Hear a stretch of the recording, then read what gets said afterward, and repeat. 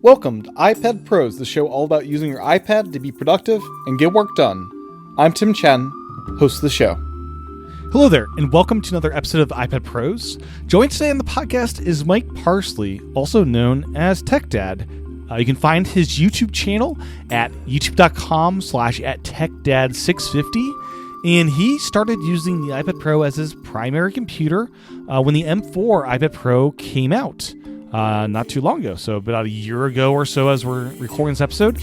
And he started his channel back in September, and he's been just sharing his experiences. For his day job, he is a project manager, and in the evening hours, he teaches high school. So we dive into kind of his experiences with the iPad over this past year and kind of doing real work on the iPad as someone with a more typical job than you may find with most YouTubers that talk about this stuff on the iPad. So really interesting kind of different tangents and kind of topics we cover in this episode. I really hope you enjoy it. And make sure to check out his channel over at youtube.com/@TechDad650. If you would like to support this podcast, you can do so over at patreon.com/iPadPros or by subscribing in Apple Podcasts. My great thanks to everyone that supports the show. So by supporting the podcast, you'll get early access to both iPad Pros and Vision Pros. My great thanks once again to everyone that supports the show. With that, here's my discussion with Mike Parsley. Enjoy. Welcome to the podcast, Mike. Yeah, thanks for having me. Absolutely. I stumbled across your YouTube videos just from the great algorithm, as they say. It's quite the discovery mechanism. You're watching iPad stuff, and then someone new pops up, and here you are. Yeah, I'm definitely new to the scene, so been doing it since about September. So it's been a new experience for me. Did not plan on making a YouTube channel. I was out looking for content on the iPad Pro and couldn't really find what I was looking for. I was wanting to see people use it in like an office environment. Yeah. Yeah, and I just never saw any content like that. So, did it myself. It is a funny thing on YouTube. At least in my experience on YouTube, it is primarily, in my sense, these tech people like that. That's like they cover technology, and they'll like review the iPad when it comes out, or they are tech people and they use the iPad as their main computer, but their job is like reviewing technology and like other things that are like, they're like content creators first, and that's their job, which is cool. I wish I could do that as my full-time job for sure. But it's less relatable than you have like a 9 to 5 plus a teaching job in the evening hours, and like you actually like real world experience is very helpful in like having relatability in this field, I feel. Absolutely. So, and that's what a lot of people love about my channel. So I am a project manager by day and been doing that for several years. And then I'm a teacher at night. So I've been in education about 20 years. Okay. And yeah, so I was a teacher for several years in the K-12 classroom. Mm-hmm. And I loved the iPad back then. And then I got into a university setting, and I started working at a tech support center. And so that's when I started helping students learn how to use the iPad. And I also worked with Mac quite a bit. Mm-hmm. So always loved the iPad. It's always been fun. It's always been amazing. I always wanted to use it as my only device. But in the early days, that just couldn't happen.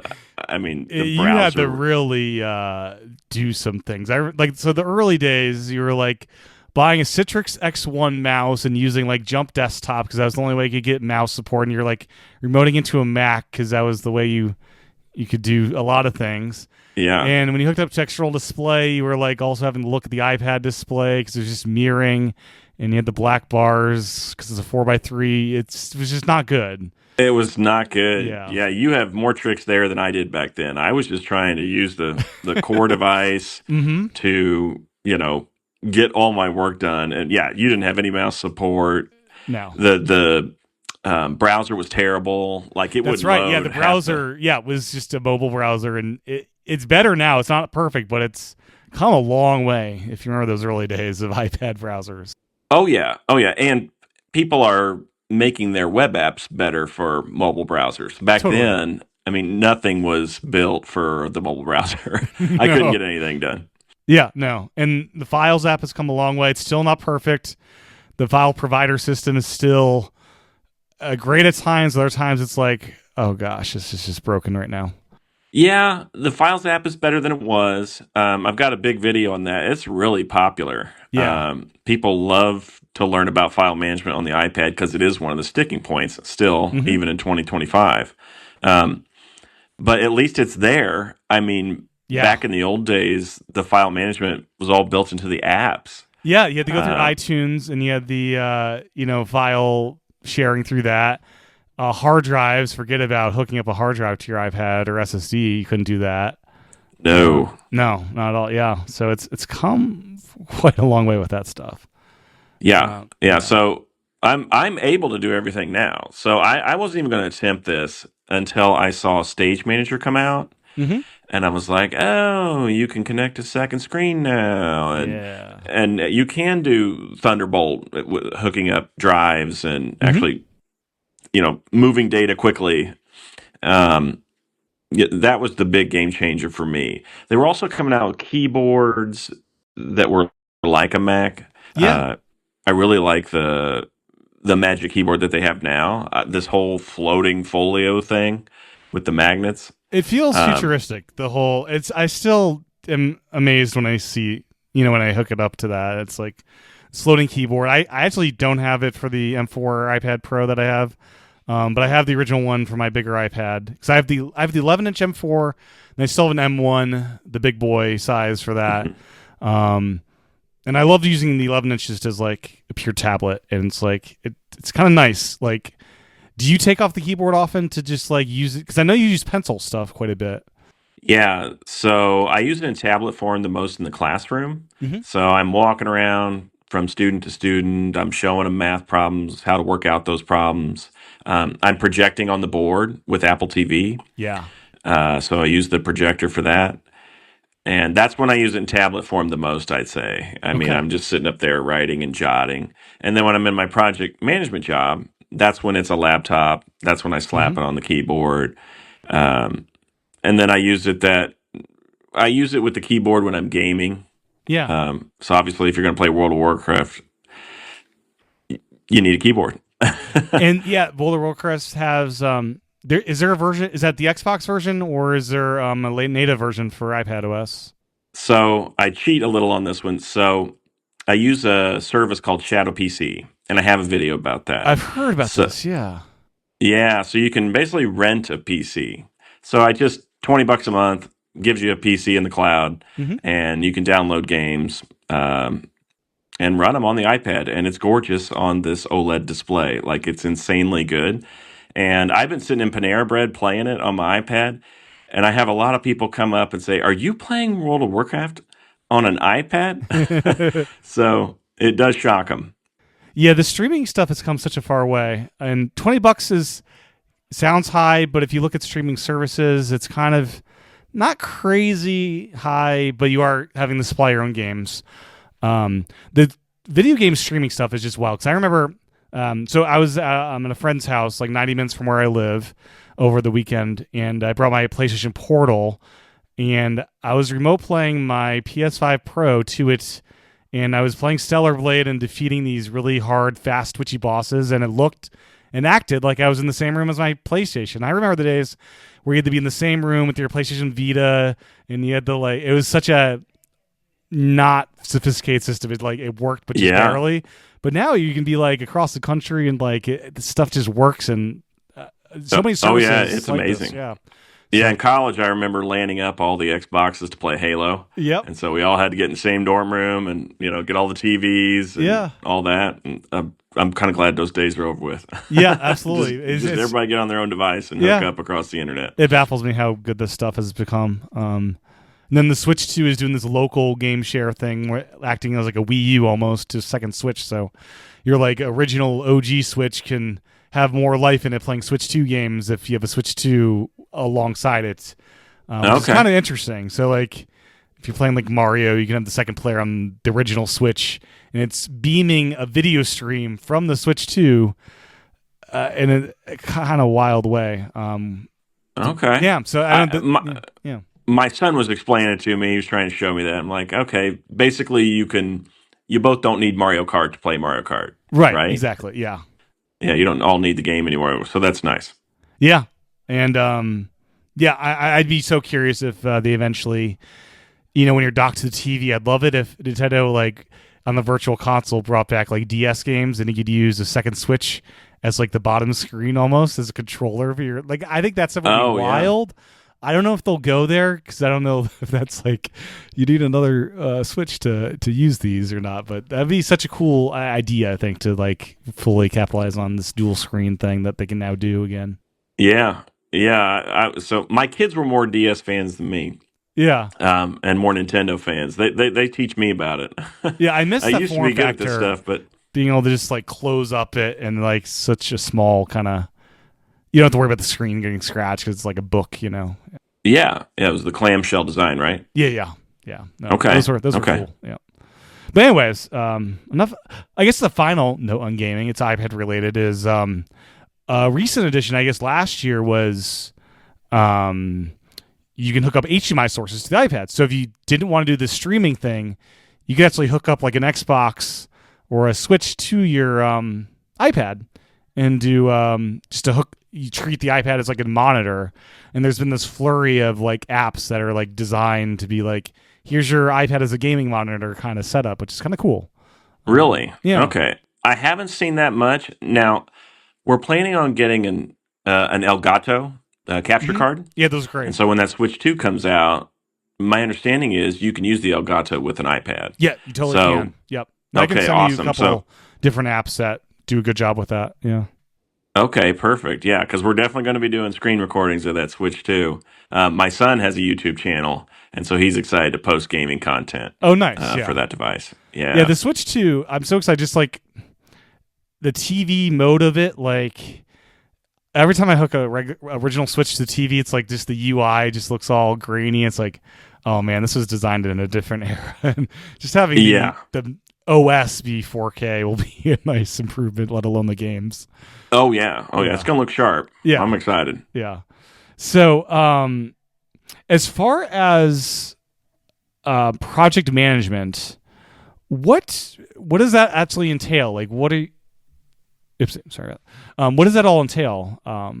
Sure. So my 9 to 5 is sitting in a cubicle and doing Teams meetings, doing Zoom meetings. Yeah.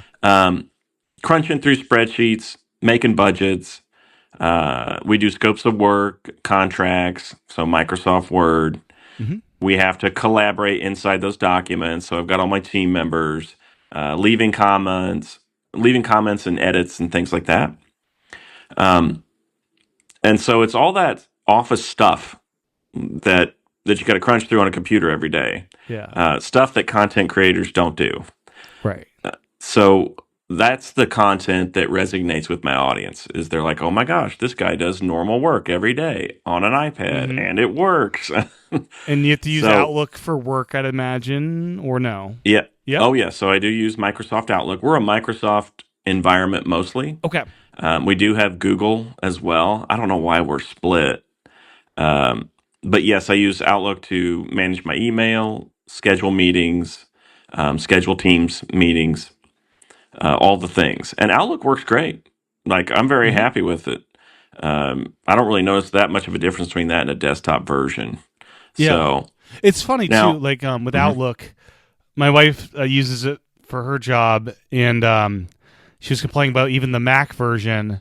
And then there's this feature, I guess, that even isn't even in the Windows version of the current version of Outlook, but it was like in the last version before they started moving to this new Outlook, I guess, and they're removing some features and like kind of it reminds me a bit of like when Apple went to iWork and like unified with iPadOS and Mac. It seems like Microsoft is trying to unify everything and they're stripping some features out as they rebuild it a bit. So I'd imagine if you're like using the current versions of everything, you'll be happy. But if you're still rocking like this old version of Outlook, you might like, where'd this thing go? And they're like trying to put everything back in.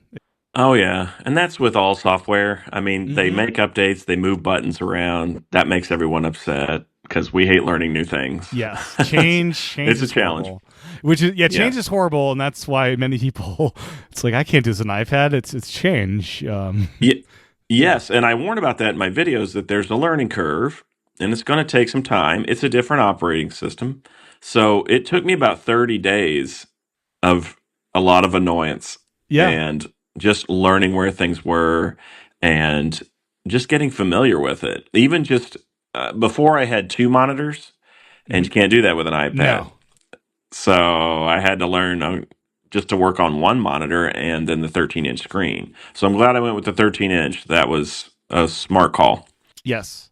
So I've hoped for y- the two screen thing, by the way, because the M4 MacBook Air now supports two screens with the lid open, I believe. it does. So Hmm. it seems seemingly they could add that to the M5 at the very least, if not the M4 as a OS level feature. Yeah. I would think so. Now, it's probably not going to get multiple ports, right? The iPad's never going to get that. I don't would think. love to see it one day. I want, put two ports on. I'd love on one on each side, quite honestly. But at least, two on the same side would be fine. But yeah, if you're hooking up to a Thunderbolt hub, there's no reason you couldn't have multiple monitors through that. Exactly. So I would love to see that feature. I would love to see where we have more control on the screens. Like I can't share the second display in Microsoft Teams or Zoom or any meeting. Which is wild to me that does not work. Oh, Yeah. it's so annoying. And for like PowerPoint, when you do presenter mode, Mhm. you can't switch displays on where you want the slides and where you want your notes. So your notes are on the iPad screen, and the Yeah, presentation is on the because it's secondary display. designed for your locally in a conference room. You're holding your iPad airplane. Like in the teaching setup, I was going to ask you this. If you're using like PowerPoint or Keynote, you probably or you have like you're walking around with your notes on your iPad, and then you beam the slides to the projector, and that would work out Yep. perfectly. But in a web conferencing situation, it's all backwards. Exactly. You've got it exactly right. So it works great. It works great in the classroom, but not so much in Teams meetings. So it's a real pain in the rear. I hope they change that in iPad OS 19. Yeah. It was cool to see, at least in FaceTime, being able to like offer screen sharing where you could actually control someone else's iPad or iPhone. I was kind of impressed they actually did that. I wonder if that'll be an API ever for support desk applications where they ask for permission to do that kind of stuff as well. That's a good question. I used to do that a lot in my old tech support job, Mm-hmm. but I don't do that so much these days, so I haven't tried it on the iPad. Yeah. I was just thinking that as you talked about just screen sharing in general. It's like, yeah, even controlling the screen. I think you can in FaceTime, right? In Is that FaceTime, a you can. thing? Yeah, that's a new thing in Okay. FaceTime, yeah. But I wonder if they'll ever open that up to other people. Yeah, because I never use FaceTime for anything. So that's the Yeah. problem with a lot of the Apple apps is if you're not in an Apple ecosystem at work, Mm-hmm. you don't get to use any of that No, cool stuff. you don't. Yeah. And so with the teaching, do you end up getting to use more iWork and Apple stuff, or are you still using Microsoft apps for that setup too? I do tend to use iWork more, especially Keynote. It just Yeah. works better on the iPad. I don't think Microsoft ever put 110% into their apps. They just Especially did enough to get it Keynote to is work. Keynote's so good. Yeah. So, but there are just some features that PowerPoint has, for example, like it has smart art, and Keynote doesn't have that. I was a little surprised. Yeah, that what is Keynote- smart art? It's where graphics are just automatically made for you. So if you want to show a flow chart with shapes and arrows that are all hooked together with lines and just look right, PowerPoint has that. Keynote doesn't. You have to kind of build it, piece by piece. Is like doing that in numbers and bringing it over from that the kind of thing you would do for that, or not? You'd try to do it within Keynote itself. Use numbers, you said, for that? Yeah, you were mentioning like charts and stuff. I was wondering if you'd like started numbers to build the chart that looks pretty and then just like copy that out as an image or something. You could, I suppose. I'd have to show you the smart art on PowerPoint. Yeah. It's very helpful for project management when you're trying to show people a workflow, Yeah. especially like a waterfall style workflow. It's really good for that. It's just pre-made graphics. And you're like So telling it through mathematical information, or is it like an AI generated thing where you're just like describing something? it's just buttons. Just I want another shape below this shape, Ah, I and I want see. an arrow to connect to Yeah, it. yeah. So it's easy. Click buttons, I and stuff gotcha. appears. Yeah, Yeah, that's cool. yeah. I'm not that savvy.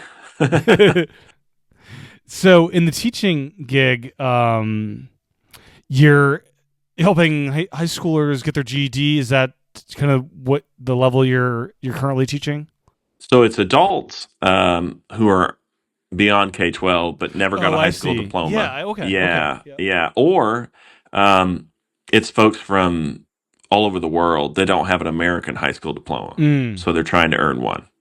So I have adult students from all over the world. I have them from Italy, Venezuela, Colombia, Vietnam, all over the place.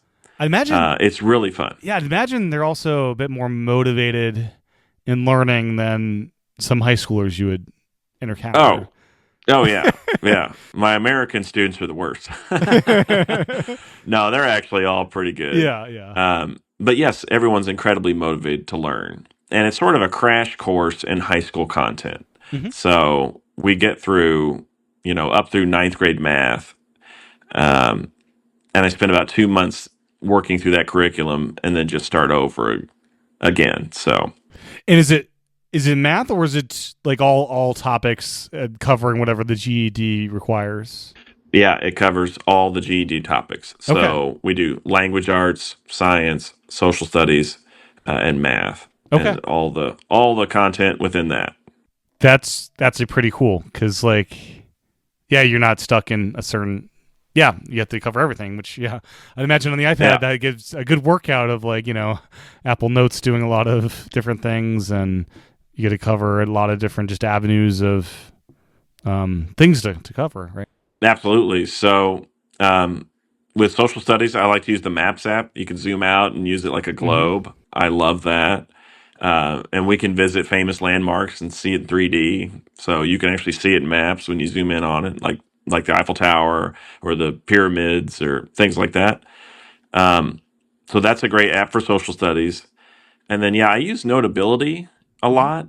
I Yeah. like how it loads in PDFs like a piece of paper. Hmm. The Notes app kind of does that. It puts it in as attachments. I don't know. It's just a My little more. I'm a little more quirky, I guess. my biggest gripe with the Notes app, and I hope they add this at some point one day, is when I write handwriting on my iPad, it's big. It's super big because it's not as you don't have the texture of like a fountain pen to like where it's smaller. Everything just glides over glass. So I'd love to be able to zoom in and then zoom out of an Apple Notes note.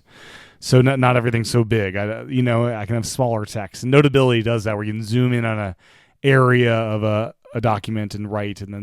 Yes, you can do that. That's great for a worksheet when Mhm. you're writing on a math worksheet. Yeah. It's great to zoom in, work in the problem right there, zoom back out. Um, they used to have that thing back in the day at the bottom of the app that had a big zoom in window. Do you remember those? I I think think they so. got rid of all that. So Now, is Math Notes at all useful in teaching math, or is that not really I a think it's thing? awesome. I Yeah, think that's what I it's was thinking. incredible. Like, I wish I was going through school just for Math Notes. Like, it seems fun. It's good for students. It's a convenient thing to be able to do to write out a math problem and it solve it for you and not have to punch in a calculator. So if Yeah, you because write, math, Mhm. like, you're often graded on your thought process and how you get to the answer versus having just the answer. Like I remember in math class, I got points off for not showing my work enough, and like because all they care about is your mindset like in the right way to actually get the solution, or you just yeah. So math notes seem perfect because it's like you're just showing your work and it's doing the calculator part for you. It just does the calculator part for you, exactly. So if you're trying to find area of a circle, you can write, pi r squared, and if the radius is 3, you can literally write, pi 3 squared equals, calculates it out. So Yeah. as long as you know the formula and you're showing your work like that, I'm happy with the student. They clearly show, okay, I know how to do the math. Mm-hmm. I don't care if you do the arithmetic. It'll do that for Right. you. We have enough technology that will crunch the arithmetic. Yeah. So And students are using them, or do you just use it as examples in class? Do you? Yeah. students can use them, yeah. And I have a few iPads and I loan them out to them, and so they can crunch work on the iPad. They love it. That's cool. Yeah. And then, are you using Apple Pencils in class, or I noticed on your channel you were experimenting with some of the lower cost kind of alternatives to Apple Pencil that may not have everything. Like I think pressure sensitivity is probably out the window and the tilt, but everything else is kind of there. Yeah, so there are those cheap pencils, and a sponsor sent that one. And so I tried that out. I mean, it was fine. It did all the basic writing Mm-hmm. functionality, and it's $100 less than the Pro. But you are missing a lot of features. You don't have the tap gestures. You can't charge and sync. There's no Find My built in. Yeah. There's no hover. You can. I love hover. I don't know if you use that Eight a lot. eight blows my mind. Hover, and it's just so good, and it just like it shows up in unexpected places. And then if you ever use the Mac mode where your iPad can show the Mac screen, what's that called again? Sidekick or Sidecar. I think sidecar. That's it. yeah, you can hover with the Apple Pencil to control a mouse, which is something uniquely available. Like if you try Sidecar on a pre-hover iPad, you just have no mouse availability with the pencil, but now you do because hover allows you to move the mouse and you click on the screen to select, and like it just shows its place in all sorts of interesting places. Yeah.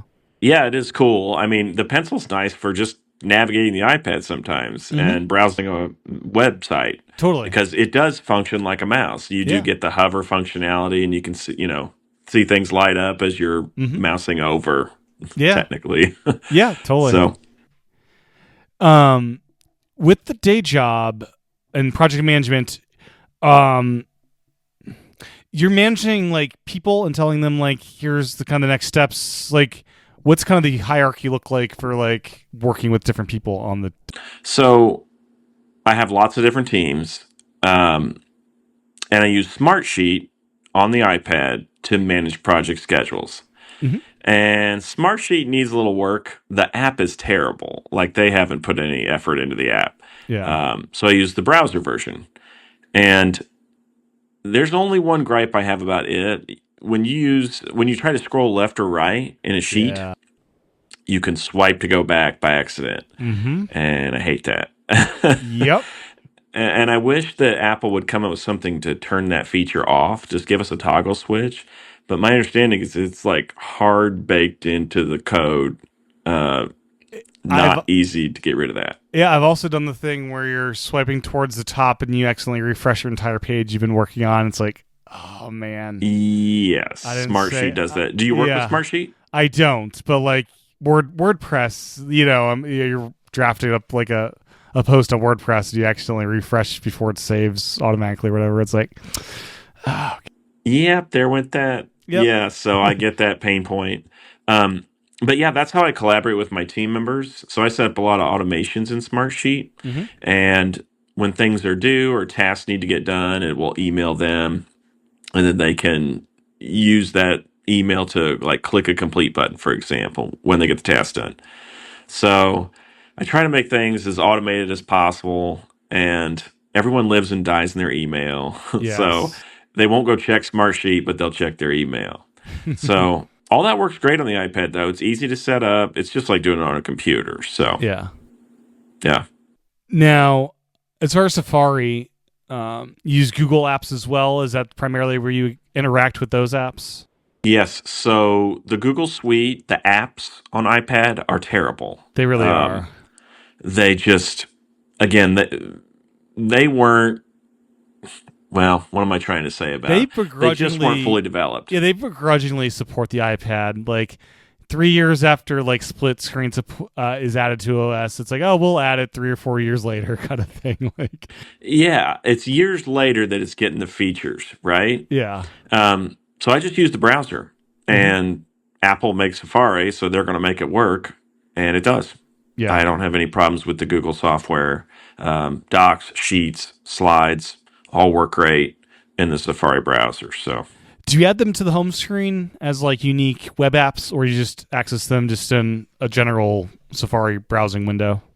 I just access them straight through Safari window, Yeah, and I think it works fine. I don't see a big advantage to add them to the home screen like apps. I've I tried think the that. only thing is they're like more separate apps. So if you wanted to like hop over to like Google Sheets or whatever, you just hit the app icon and you have a different window and you can multitask between the two easier, I guess. Okay. So with Xbox Cloud Gaming, Mhm. you have to do that. You have to make it a Yeah, because shortcut. I think with that one, it actually installs certain stuff through the iPad in some way. With that, Yeah, well, you just go to the browser and it says, "Hey, open this yeah, as a separate app," and then everything will work fine. And yeah. so that does work. But I don't need to do that with Google. I just like going straight through the browser. Mhm. A lot of times I have to demo what's going on in Google, or I have to teach somebody how to do something in the Google Suite. And so they're not on an iPad. No, They're on a Windows computer. So I need to make sure it looks as authentic as possible. exactly. So I demonstrate it in the browser. Yeah, that So makes sense. With xCloud, has it gotten to the point where is there any title bar showing at this point? Do you still see the time and stuff for what? when you're doing Xbox Cloud streaming? Is it the Oh. Yeah, It's full screen. It's full It works screen on these days? secondary display as well. Yeah. Yeah. So it looks great on my Apple Studio display. Oh, nice. Sound comes through the speakers great. I can't believe how seamlessly it works. Yeah. Like 5 years ago, this would have been garbage on iPad, but Totally. it's all working great. So. And you tried it on the baseline iPad as well, and the Pros seemingly better Wi-Fi chips or something. Like it's a better experience for you there.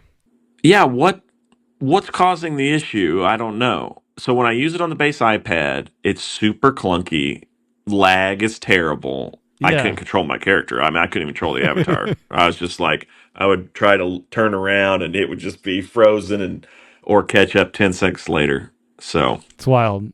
Yeah, I don't know what if it's a Wi-Fi chip thing or a RAM. Like, does Safari not have enough RAM to make that function properly? I don't know. yeah, because they say that, well, the computer you're streaming from is doing all the work, right? But that can't be the case. Yeah, it 'cause should just be doesn't all. work as Yeah, well. it should. Yeah, from the Xbox, you're streaming from whatever the tech behind it is. Yeah. Yeah. Yeah. Huh. Yeah, so I wouldn't recommend the cloud gaming on the base iPad. I just put a video out about the base iPad. I mean, it's missing a lot of things. So I'm used to working on a Pro. Mm-hmm. And that base iPad is very basic. It doesn't have Apple Intelligence. It has Apple Pencil USB-C, Yeah. and that's missing a lot of features. It doesn't support hover. Even though Apple Pencil USB-C can do hover, this base iPad won't do it. I didn't realize that actually. Wow. Yeah, so it's only on supported models of iPad. Yeah, because I played with that at the App Store the couple of months ago. It's like, oh, this is actually pretty decent for a baseline iPad these days. Like, and I was surprised I didn't know the USB-C pencil had magnets, so you can still magnetically donk it up top. It just doesn't charge. It's like, oh, Exactly. yeah, So yeah, it's a great iPad for $350. yeah. Best Buy has them on sale this weekend for $299. Like crazy. they're a heck of a deal. Yeah. Yeah. So if you want to get into the iPad, that's a great entry level way to do it. Yeah, but yeah, I did what you did instead of $300. I spent like $2,000 on my 1 terabyte 11-inch M4 with Nano Texture, and Yes, I'm so that's glad I what got I've the got. Nano Texture. It is such a nice. It's so wild to me, the Nano Texture, because before I got it, it's like, oh, let's try this out. I had just grown accustomed to having glare on my screen at all times, and then once I start using it in places, it's like, oh, there used to be glare there of this light over, behind me, and now that's just gone. It's like, It's amazing. The Nano Texture, such a good upgrade, and not that much more money if you're already up there in that $1,900 price point. mm-hmm. So it's amazing for recording. I hate recording the other iPad screens. I've always got glare, and I don't. glare. The lighting is The tough. cameras in the shot. Yeah. Oh yeah, oh yeah. But not with this Pro. Oh my gosh, Nano Texture so good. Yeah. I want it on every computer I have. Yeah, yeah, and it's great to write on. Yeah. I know Yeah, they have Nano it Texture feels on like the different. iMac. Yeah. Yeah, it's got a matte finish, so Hmm. it feels more paper-like. I don't know if you've ever used those screen protectors, A couple the times. paper-like. Yeah. Yeah, so I love writing on the matte finish. Yeah. And you mentioned the fingerprints, but I don't see them that much. The fingerprints, like it seemed, the nanotexture to me hides that the fingerprints are even there. They're hard to get rid of once you do. Yeah, once they're there. But I see them a lot when the screen's off. It's like caked in my yeah, I fingerprints. see. But when the screen's Or if on, there's I don't notice. Yeah. yeah, or if there's black on the screen, like if an area is not lit up. Yeah. Um, but yeah, you do have to use that cloth that comes with the iPad. I was like trying to get off with a normal cloth, nothing coming off. I'm Googling it. Uh So there's huh. an Apple support page that says you have to use the cloth we sent. And it's funny because so I put that cloth in with my Vision Pro, and thinking they were the same cloth. So you get a cloth with your Vision Pro to wipe that down. Okay. Because there's cameras on the face of it, and if you get oils on that, you then have a view to the world that's kind of smeared. So you want to keep that front glass nice and clean.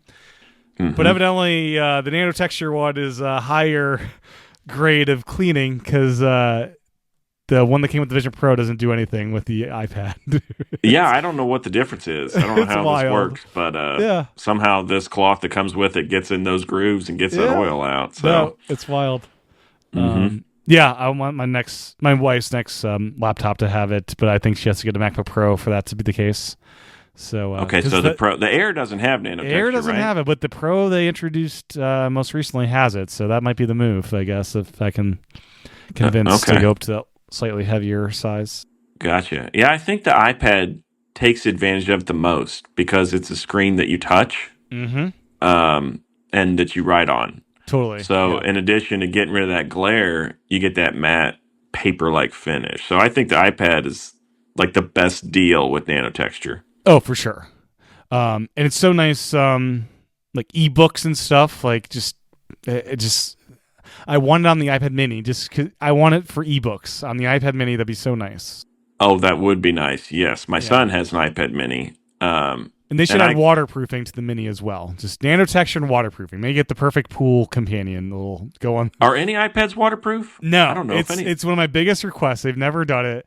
I want to be able to Yeah. float in the pool with my iPad worry free. Yeah. There's no waterproofing on any of the models. It's baffling to me. Now I wonder why yeah, because all the iPhones have it, right? And they've Yeah. had it for a while. I think Had it for a long time. There's no headphone Yeah, so they could do jacks it. on any of them. I don't know what the holdup is. Huh? I never thought about that, but that would be nice to go to the beach and have your iPad. Totally. Yeah, be fun. Yeah, it'd be great. And then as far as why you actually got the iPad Pro, it was basically just time for you to get a new computer, and you were like, should I invest in a Mac or just go in on the iPad and give this a shot? Was that kind of like the impetus behind it? Yeah. So, like I said, I always wanted to use the iPad as my main computer, and years ago, you just couldn't do it. I just couldn't get it done. Yeah. And so, yes, now it was time for an upgrade. I needed new everything. Um, and I'm like, well, maybe now with Stage Manager and this new Pro, these powerful chips inside of them, they're releasing Pro apps. I saw Final Cut Pro was on there. Mm-hmm. I was like, well, maybe they're taking this in a new direction. Because years ago, I don't think they wanted to. They wanted to keep, computers and iPads separate. Yeah. But they're definitely turning it into a two-in-one now. Mm-hmm. So I'm like, I'm going to try it. I'm going to buy this Pro. I'm going to trade my Mac in to get the money, towards it, Mm-hmm. help with the price. And like I said, the first 30 days were painful, a lot to learn. But after that, I just started to get used to it. I Yeah. think once we push through that initial learning curve, everything starts to feel natural. So, and the iPad could do what I needed it to do. Mm-hmm. It could do all the Office software, did it well. in the browser or in the apps for Microsoft. It did Outlook, it did Teams, and I also wanted an iPad and not a Mac because of teaching. I needed something where I could write Yeah. and demonstrate math problems and write out, grammar. And I needed both of those worlds. Yeah. And I just didn't want to buy a MacBook Pro or a MacBook Air and an iPad. And I wanted the good iPad because I wanted the OLED display. That Sure. was new too with Mhm. the M4. Yeah. And because I do a lot of gaming and I do a lot of reading. It's a I good got a lot looking of D&D screen. books. Really good looking screen. Yeah. Oh, yeah. And so I wanted all that, and I just wanted to skip buying a computer. And lots of people want this. That's everybody watching my channel. They're like, Yeah. I want to do this. I don't Yes. want to lug the computer around anymore. Yeah. So now is this what you do, or do you have a little bit of everything? My computers are my iPad Pro, and that's where I edit my podcasts from and all that. And then my Vision Pro is kind of my night computer. So when I often only have like one hand to use because my infant's like on my chest. So I'll throw on the Vision Pro when she's sleeping and have one-handed computing where I'm not worried I'm going to drop an iPad on her head or something like that. So That's cool. the Vision Okay. Pro is my, I guess, other big computer. And then, as I mentioned before we started recording, with the Vision Pro, I also bought a MacBook Air for $300, and it's mainly just currently used as the device to record these podcasts. And hopefully, WWDC, I can actually do more of that from the iPad directly because the whole audio subsystem on iPad makes that difficult. You can do it. I did it for 5-6 years using Zoom H6 to record and using the iPad with that, but it'd be nice to be able to do that all in software one day. But iPad, is definitely one of my primary computers, I'd say. But yeah, I've definitely added slowly to it with different kind of other weird computers. The Vision Pro and a headless MacBook Air. So with audio, is it because the iPad can't do multiple audio streams at once? Yeah, Does that have anything to do with basically, if I'm on a FaceTime call with you on my iPad, I can't share that same microphone to a recording app. So you can only have one mic instance to one app at a time. I can't have like recording the audio of myself while doing it yours. And I also can't grab audio from like FaceTime your stream of audio and put that into a recording app. So there's basically no way for within the iPad itself to do that unless you pay.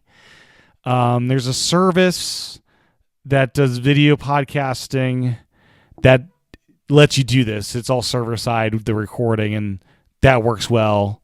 But I don't want to pay the $15-$20 a month to do that. So that's a non-starter for me right now. I see. Oh, man, that is annoying. Yeah. See, it's the little things like that. Yeah. If they could just fix that, make those adjustments.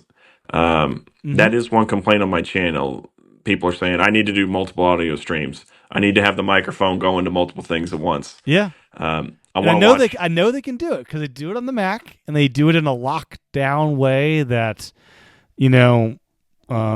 is still secure. So I know they could do it. They could have a nice iPad way of telling where the audio goes and doing the right permissions and all that. So hopefully, we're here in WWDC. We're recording this. This is the last episode before WWDC news hits, and we're hearing this will be a big update for productivity and Mac features, whatever that may be, to the iPad. So I wonder what is it actually coming true this year of like all these. But I don't want Mac OS on the iPad. I never wanted that. What I want is an iPad way to do Mac power features. Like when the trackpad came to the iPad, it's like, oh, this is an iPad-ified way of bringing trackpads to the iPad. So I want like unique ways Apple thought out to bring this stuff to the tablet, So hopefully they do that. Yes.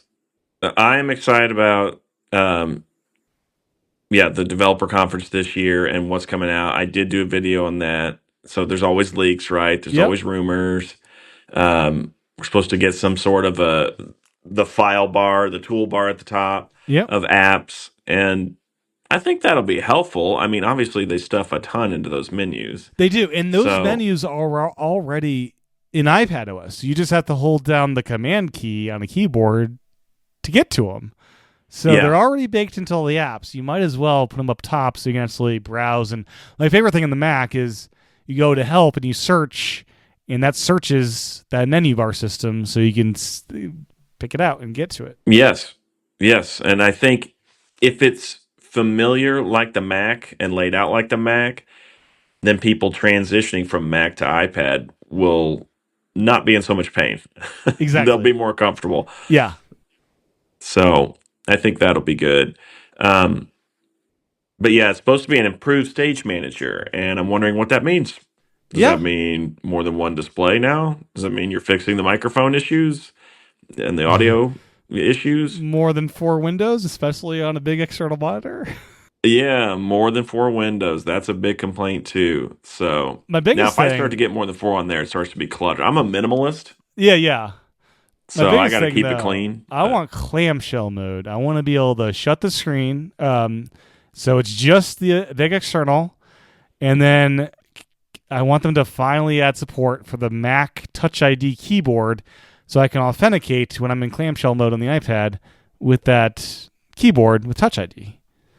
Yes, Yeah, that'd be great. that clamshell mode would be great. Yeah. Especially with multiple displays. So yeah, there's room for improvement. For sure. I'm ready to hear it. I'm Yeah. going to be putting content out on that the day it launches. Usually on the 9th, right? The first day of the conference. Yeah, 9th, The- 1 p.m. Eastern is when it's going to start. So I have the Mhm. day off work. I'm looking forward to it. You got the day off, huh? Yeah. Yeah, it's Good funny. planning. Every year it's like, I guessed accurately, like well in advance, like, let me take that, not the first Monday, but the second Monday in June. I think that'll be the day. And sure enough, it was.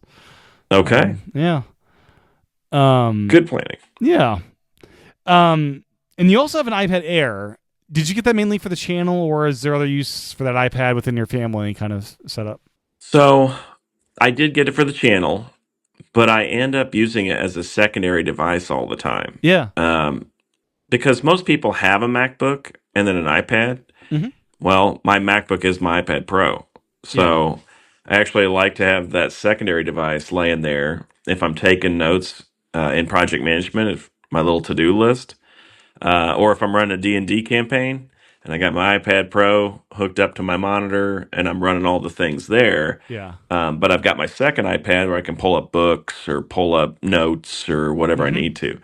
So that iPad Air is nice for a secondary display. But it really can do a lot of what the Pro does, just with a worse display and less RAM.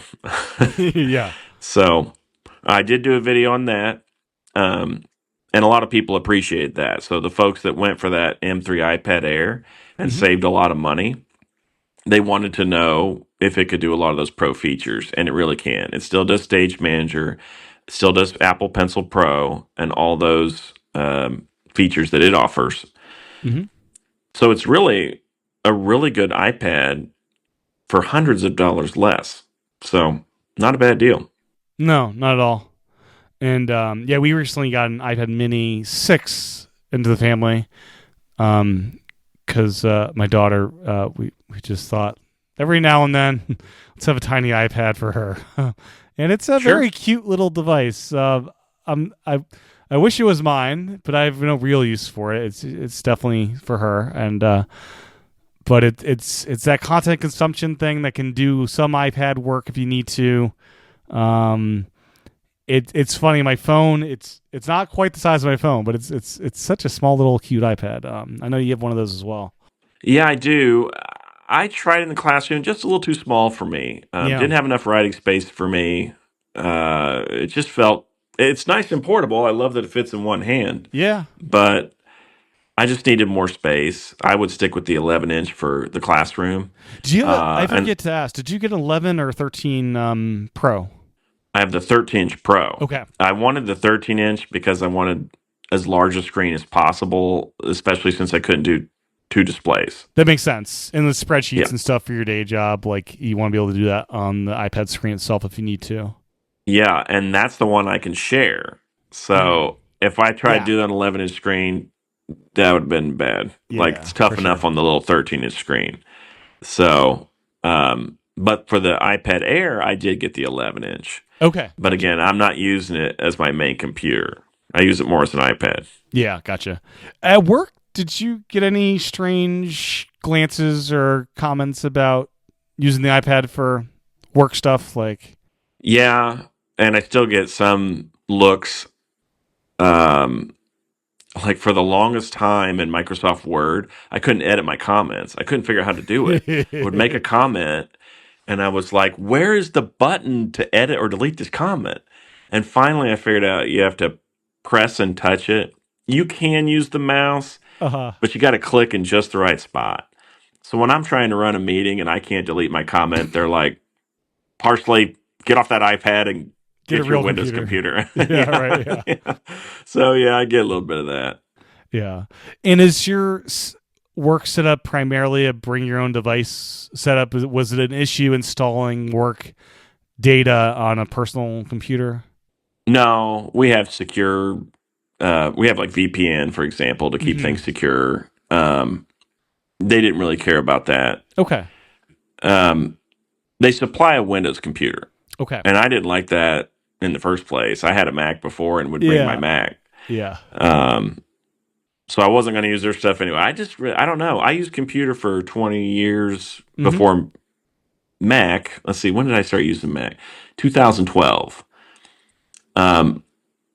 Before 2012, I had never touched a Mac. Never used it. Yeah. Wasn't my thing. It was all PC. And then after I got a hold of a Mac, I was like, okay, no, I'm not using PC anymore. Like, this is amazing. It's so much cleaner. Didn't have any viruses. It just ran smoother. I just loved its layout and operating system, and been hooked on Apple ever since. Yeah. Once I had free will of choosing my own computer, it's like I got a Mac. So in college, you buy your computer going into college, and could finally get a Mac. The year or two leading up to college, it's like I subscribed to Backworld, the Back Life, and I was geeking out about all that stuff. And I finally get it today. You could finally install all those Mac gems and the stuff I've read about, and such a fun time. 2006 was my first Mac, right at the Intel transition. So I got I think it was the first generation MacBook Pro, 17-inch and of Intel, and I love that. Okay. Love that computer. Yeah, those were good years, right? Yeah. I mean, that's when Jobs was taking things back Yeah, over. it was fun. And Yeah. starting to make things right. Because I remember I graduated in 2000, and we had some Macs. I had a Mac Lab. Yeah. And those Macs were awful. That was before OS 10. Yeah, OS 9 Right. was out, and yeah, those were dark days before that. Yeah. Yeah, they just were not good computers. No. Yeah. But yeah, fun times, and I do remember growing up with Windows and Microsoft Bob. I enjoyed as a kid, and Yeah. oh boy, Yeah. it's kind of wild. Just the computer experience of like this generation, how different it was from like us growing up with like all these big gray Windows boxes, Oh, yeah. The giant monitors and having to know DOS and all that before Windows. Your desk is like just a big monitor the whole way of the depth of it, and you have a little keyboard tray because you need the keyboard tray because there's nowhere for it to fit on your actual desk. Yeah, I forgot about that. Yeah, you could pull out the tray right there. Yeah. Yeah. Man, good old days. Oh man. Nothing. Yeah, you wouldn't have any room with the big monitors. Yeah, that was awful. No. Yeah, it's crazy. As far as the actual videos on your channel, are you producing those with Final Cut Pro on the iPad? Are you using LumaFusion at all? What's kind of the tool set you use, from the thumbnails and everything else? Sure. So for video editing, I use Final Cut Pro for iPad. It is a subscription, it's $4.99 a month, but I'm just living with that. That's fine. Mm-hmm. My son's used CapCut. That's free, and it does great too. Yeah. Just a learning curve thing. I'd have to learn something new. Right. So I'm just sticking with Final Cut. No, it's a good app. It's definitely iPad optimized and very touch friendly. Do you use any of the Apple Pencil stuff? I haven't seen much of that in the videos that you shoot. Yeah. So if I want to call something out and I have a picture or even video, I will use the Apple Pencil to, circle it or call it out. Nice. That's about all I do for that. My handwriting isn't very good. Yeah. I'm not great at drawing. I think if you were good at that stuff, you could really make things come alive. Yeah. That's not my strongest suit. But as far as thumbnails, I use Adobe Express. Okay. And I'm not a graphic artist either. Yep. So that's great for beginners. Easy to put images in, make them a background, good font choices for free. Very easy to put a thumbnail together. So, and then I film just on my iPhone. Yeah, I So- noticed the Apple Watch as a start and stop. So it's like, yep, the phone is probably the tool. Yes. There. Yeah. Yes, the phone is the camera. It does great. I hear different things about HDR. So some people say, stop doing HDR. And other people are like, we love your HDR. Nobody ever does it on YouTube. Yeah. So I personally like HDR if it's done right. I know some people have complaints when they're like, it's nighttime and they're like browsing YouTube on their bed and they get blinded by an HDR whatever video or photo or something. yes. I think that's more of a complaint. I thought that was more of a complaint on like, threads and like the more those kind of things where you're scrolling and then you're just randomly blinded versus a video. That seems a bit odd to me. Yeah. Yeah, just turn your brightness down. Right. Thought that's all it would be. So Yeah. I don't know. I just like it because with HDR, I don't have to have perfect lighting. Kind of Exactly. figures that out for me. Yeah. So yeah, but a record on the iPhone works great. Move it over to my iPad, Final Cut Pro edits. Mm-hmm. It's a good, smooth system. And have you ever had a need to do dual camera setups of like an overhead shot of your hands on an iPad looking down at what you're doing, or? So no. So I'll do a roll Mhm. where I talk for 10 minutes about the subject matter. Yes. And then I'll do B-roll where I capture that from overhead, that sort of thing. Gotcha. And you'll just And cut then that sew it in. all together. Yep. Not Mhm. need the voice for that part. Yeah. Yeah. And then you just upload them with Safari on the iPad, or do you use the YouTube apps there? Safari on the iPad. So I use YouTube Studio on my phone just to check numbers and things like that. But when I'm working with YouTube Studio to upload, I just use Safari on the iPad. Works great. No problems. Very cool. Yeah. Anything else we didn't cover that you'd like to before we wrap? No, I don't think so. This was fun. Never got to do this before, so pretty cool being on a podcast. Appreciate you having me. Yeah, absolutely. So if you want to follow your videos, and they're excellent, I encourage you to do so. It's, I believe, youtube.com/@TechDad650 is what I'm seeing. Yes, TechDad650. That's me. Here. Where did you actually settle on the name Tech Dad of all the things? So me and my sons are all into tech, Yeah. and we've been working with tech since they were little, and so that's my main thing. Is I'm a dad, and I wanted to throw that into the name somehow. Yeah. So I'm dad first. Yeah. No, I love and Yeah. yeah, and it's all about tech. So Tech Dad. Somebody told me I was like the everyday dad. Never heard of that guy, so I had to go check out his channel. He's much bigger than me. Yeah. And then I guess one follow-up question, YouTube Shorts. Is that something I don't know how I feel about YouTube Shorts. I know kids like that stuff, but is that something you've explored much of, or? I explored it a little. I don't think it hits our demographic. So a lot of people that watch my channel are male and are 35 years and older. And they're okay with the 10-minute more long-form video. They want the long form. I don't think anyone my age watches shorts. I don't scroll through YouTube shorts. Yeah, I don't either. I kind of hate them, quite honestly. Yeah, they're for my kids. Like, that's what they love. Right. So if I'm going to reach my demographic, it's not going to be with shorts. I mean, I can't get shorts to take off. I've tried a few. They're duds. Yeah. No. So cool. Well, yeah, I think we're both looking forward to June 9th. And, yeah, make sure to check out your channel for your thoughts on what all comes out then. Yep, I'll be posting. Well, that's my interview with Mike Parsley. My thanks to Mike for his time recording this episode. My thanks to you for your time and attention tuning in. Make sure to check out Mike's channel over at youtube.com/@TechDad650. And as a reminder, you can support this podcast over at patreon.com/iPadPros or by subscribing in Apple Podcasts. My great thanks to everyone that supports the show. With that, I'll talk with everyone again real soon.